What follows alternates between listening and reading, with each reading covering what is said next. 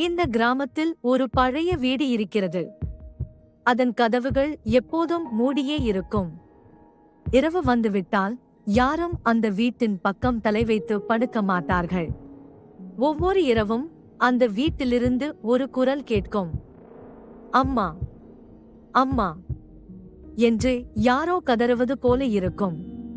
அந்த சத்தம் காற்றோடு கலந்து வரும்போது உடலெல்லாம் சிலிர்க்கும். ஒரு நாள் நான் தைரியத்தை வரவழைத்துக் கொண்டு அந்த வீட்டின் அருகே சென்றேன். இருட்டில் வீட்டின் வாசலில் ஒரு உருவம் நின்றிருந்தது. அது ஒரு பெண். அவள் முகம் முழுவதும் கலைந்த கூந்தலால் மறைக்கப்பட்டிருந்தது. அவள் மெதுவாக என் பக்கம் திரும்பி ஒரு கேள்வியை கேட்டாள். நீ என் அம்மாவை பார்த்தியா? அந்த குரல் என் காதுகளில் இன்னும் ஒலித்துக் கொண்டிருக்கிறது. ஆனால் இந்த கிராமத்தில் அந்த பெண் இறந்து